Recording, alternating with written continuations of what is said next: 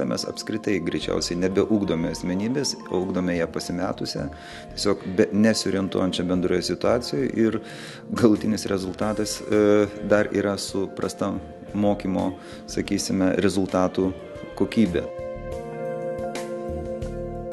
Blogybė yra tai, kad vyksta nuolatinė kaita ir ta nuolatinė kaita veda į visos sistemos išbalansavimą. Pirmiausia, tai iš esmės reikėtų iš valdžios pusės išsaugoti tas, sakysime, periferinės mokyklas, sakysime, negriauti be pagrindo, nejaukti tų bendruomenių ir tiesiog stengtis, kaip sakysime, išsaugoti, galvoti apie savo valstybę, o ne apie kažkokios reformos formalius įgyvendinimo tikslus. Tai čia turbūt yra pagrindinis dalykas. Nes dabar yra tiesiog formalizuojamas procesas ir tas formalizuojamas procesas tiesiog, griauna visą sistemą, kuri egzistavo, o rezultato mes, kaip sakoma, nepasiekėme realiai jokio. Jeigu mes kalbėjome apie kokybės pasiekimą, tai akivaizdžiai, kad mes tos kokybės tikrai nepasiekėme, mes greičiausiai dar sumažinome tos kokybės lygmenį, tą rodo skaičiai, tą rodo bendra situacija. Aš manau, kad išties savivalda tikrai turėtų pati nuspręsti racionaliai, atsižvelgdama į, sakysime, į savo resursus ir galimybės, kaip reiktų elgtis konkrečiai su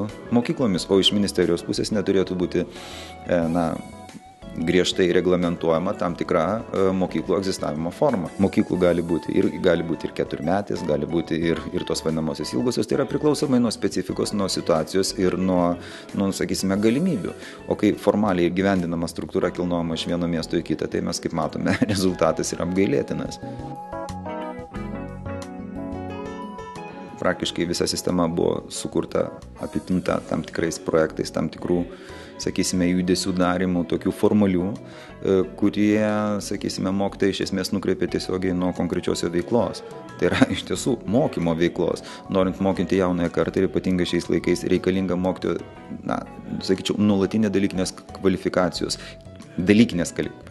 kėlimas. Visa tai buvo nustumta į pašalį. Tai yra toks bendras gavosi procesas, kad beprasmiški judėjimai, visokie kažkokie keitimai ir pseudo projektai. Antras dalykas, prastėjanti mokytojų, sakysime, išties dalykinė kvalifikacija, kaip aš manau, ir, sakysime, atvedė ir prastesnį mokinių paruošimo lygį. Tai galutinis rezultatas, mes iš tiesų skurdiname savo kraštą ir, sakysime, keliame, net drįsčiau pasakyti, savo kraštui grėsmę, o grėsmė pasireikš ateityje tuo, kad mes turėsime prastai parengtus, sakysime, mokinius, mokiniai bus toliau, dalis galbūt prastai bus parengiami aukštosiuose mokyklose ir atėję tie žmonės į, sakysime, valstybinės institucijas pradės daryti tokius pačius niekus, kokius darome dabar.